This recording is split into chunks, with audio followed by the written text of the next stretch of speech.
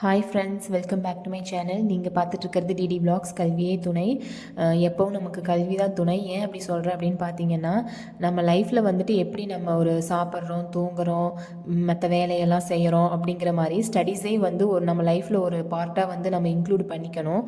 அப்போ தான் வந்துட்டு நம்ம லைஃப் வந்து கொஞ்சம் ப்ரொடக்டிவாக நல்லா போகிற மாதிரி ஃபீல் வந்து நமக்கே இருக்கும். நம்ம என்ன வேணால் பண்ணிகிட்ருக்கலாம், ஏதாவது ஒரு ஜாப் போயிட்டுருக்கலாம், இல்லை ஏதாவது இந்த மாதிரி வீட்டு வேலைகளை பார்த்துட்டு இருக்கலாம். எப்படி இருந்தாலும் வந்து ஸ்டடீஸ் வந்து உங்கள் லைஃப்பில் வச்சுக்கோங்க. 1 hour 2 hour வந்துட்டு அது எப்போவுமே வந்து நமக்கு யூஸ் தான் ஆகுமே ஒழிய வேஸ்ட்டு கிடையாது. ஸோ இப்போ வந்து நம்ம இவ்வளோலாம் வேலையெல்லாம் பார்த்துட்டு படிக்கிறோம், நம்ம இதை பண்ணிட்டு படிக்கிறோம் அப்படின்னு நம்ம யோசிக்கும் போதே வந்து அது நமக்கு டிமோட்டிவேட்டாக தான் இருக்கும். எப்போவுமே வந்துட்டு ஸ்டடீஸ் வந்து நம்ம லைஃப்பில் ஒரு பார்ட்டு தான். இதை நம்ம செய்கிறோம் அப்படின்னு நினச்சி செஞ்சோம்னா அது நமக்கு எப்போவுமே ஹாப்பியாக இருக்கும். அதை நம்ம தொடர்ந்து செஞ்சுட்டேவும் இருப்போம். டிஎன்பிஎஸ்சி படிக்கிறவங்களுக்கு வந்து ஒரு மோட்டிவேஷன் வேணும் அப்படின்னு நீங்கள் எதிர்பார்த்தீங்க அப்படின்னா, நீங்கள் படிக்கிறதுக்கு ஏதோ ஒரு காரணத்தோடு தான் வந்திருப்பீங்க. சும்மா வந்துட்டு நம்ம இந்த டிஎன்பிஎஸ்சி படிக்கலாம் அப்படிங்கிறதெல்லாம் யாருனாலையும் படிக்க முடியாது இல்லைங்களா? ஏதோ ஒரு ரீசனுக்காக தான் நம்ம படிக்க வந்திருப்போம். ஸோ அந்த ரீசனை வந்து நினச்சிக்கிட்டோம்னாலே அதுதான் நமக்கு மோட்டிவேஷனே. எப்போல்லாம் நமக்கு டிமோட்டிவேட்டட் ஆகுது, படிக்க முடியல அப்படின்னு யோசிக்கும்போது நம்ம படிக்க வந்ததுக்கான ரீசன் வந்து நினச்சிக்கோங்க. ஏன்னா நம்ம எப்பவுமே ஒன்று ஸ்டார்ட் பண்ணிட்டோன்னா அதை முடிக்கிறதுக்கு தான் பார்க்கணுமே ஒழிய அதை பாதியோடு விடணும் அப்படின்லாம் நம்ம என்றைக்குமே நினைக்க மாட்டோம். எப்படியாவது முடிச்சிடணும் அப்படின்னு நினைப்போம். ஸோ நம்ம என்ன ரீசனுக்காக முடிக்கணும்னு நினைக்கிறோம், ஸோ அதை சீக்கிரம் முடிக்கணும் அப்படின்னு நினச்சிக்கிட்டே இருந்தோம்னா நமக்கு மோட்டிவேஷன் வந்து தானாக வந்துடும். அப்புறம் ஒரு சிஸ்டர் வந்து கேட்டிருந்தாங்க, படிக்கிற ஆரம்பிக்கிறேன், ரொம்ப லேட் ஆகுது, மேக்ஸ் வந்து பார்த்து போடுறப்ப ஈஸியாக இருக்குது, பட் வந்து நம்ம சால்வ் பண்ணி போடணும், கொஷின் எடுத்து போடும்போது போட முடியல அப்படின்லாம் சொல்கிறாங்க. அது எப்போ வந்து நமக்கு கரெக்டாக வரும் அப்படின்னு பார்த்திங்கன்னா, நம்ம ப்ராக்டிஸ் பண்ண தான். நம்ம பார்க்காம ஒரு கொஷின் பேப்பர் எடுத்து அதில் ப்ராக்டிஸ் பண்ணணும். அப்படி நம்ம இங்கே போடும்போதே நமக்கு தெரியல அப்படின்னா அதை திரும்ப பார்த்துட்டு திரும்ப ஒரு நாள் வந்துட்டு அதை பார்க்காம போடணும். அந்த மாதிரி போட்டுகிட்டே இருக்கிறதுக்கு தான் நமக்கு ப்ராக்டிஸ் ஆகும். அடுத்து பார்த்திங்கன்னா, நம்ம படிக்கும்போது ரொம்ப ஸ்லோவாகுது, ஒவ்வொரு டாப்பிக்கு படிக்கும்போது ரொம்ப ஸ்லோவாகிற மாதிரி இருக்குது அப்படின்னா, பிகினர்ஸ் வந்து எல்லாத்துக்குமே அப்படி தான் இருக்கும்.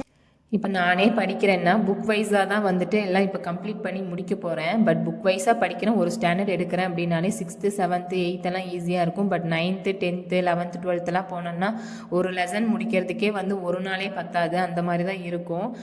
நம்ம அடுத்து ரிவிஷன் பண்ணணும், நோட்ஸ் எடுத்து வச்சுருக்கோன்னா நோட்ஸ் எடுத்து ரிவிஷன் பண்ணணும் அப்படிங்கும்போது ஃபஸ்ட்டு ரிவிஷனுக்கும் நம்ம வந்து டைம் ஆகிற மாதிரி தான் இருக்கும். அதுக்கப்புறம் வந்து திரும்ப நம்ம ரிவிஷன் பண்ணுவோம் இல்லைங்களா? அந்த டைமெல்லாம் அந்த டைமில் தான் வந்துட்டு நமக்கு சீக்கிரம் முடிக்கிற மாதிரி, குயிக்காக முடிக்கிற மாதிரி படிக்க முடியும்.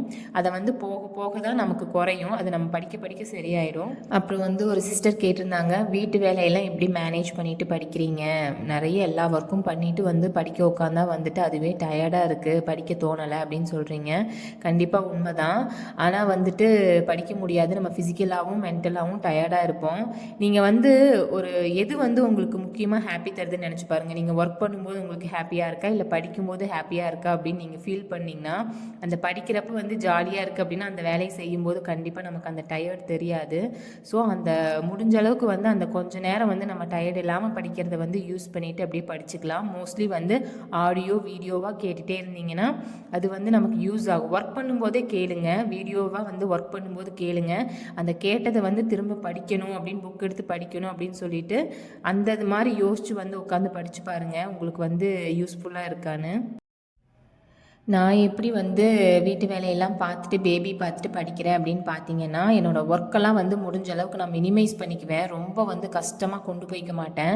பெரிய ஒர்க்கெல்லாம் வந்துட்டு வீக்லி ஒன்ஸு 2 days ஒன்ஸு அந்த மாதிரி செய்கிற மாதிரி பார்த்துக்குவேன். அதாவது எப்படின்னா, இந்த ட்ரெஸ் வாஷ் பண்ணுறது, கிச்சன் க்ளீன் பண்ணுறது, அந்த மாதிரி ஒர்க்கெல்லாம்.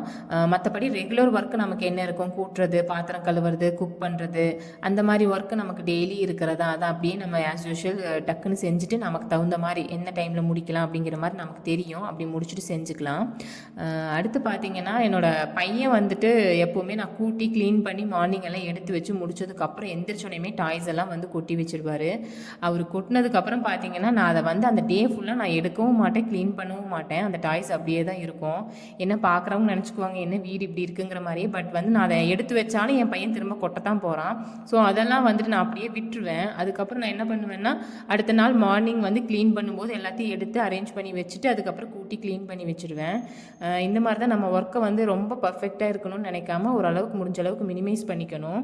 அப்புறம் பார்த்திங்கன்னா மார்னிங் என்னோடய மற்ற கிச்சன் ஒர்க்ஸ் எல்லாம் முடிச்சுட்டு இன்றைக்கி கொஞ்சம் வெளியே போக வேண்டியது இருந்தது. சேவை மையத்தில் கொஞ்சம் ஒர்க் இருந்தது. பிஎஸ்டிஎம் வந்து நான் இன்னும் அப்ளை பண்ணவே இல்லை. ஸோ போய் பிஎஸ்டிஎம் அப்ளை பண்ணிவிட்டு எம்ப்ளாய்மெண்ட் ஆஃபீஸில் வந்து ரெனுவல் பண்ண வேண்டியது இருந்தது. அதையும் முடிச்சுட்டு அப்புறம் பார்த்திங்கன்னா ஆதார் கொஞ்சம் எடுக்க வேண்டியது இருந்தது. அதையும் எடுத்துகிட்டு அப்படியே இன்றைக்கி டே வந்து அப்படியே முடிஞ்சிருச்சு. பாய் ஃப்ரெண்ட்ஸ், நெக்ஸ்ட் வீடியோவில் பார்க்கலாம். தேங்க்யூ.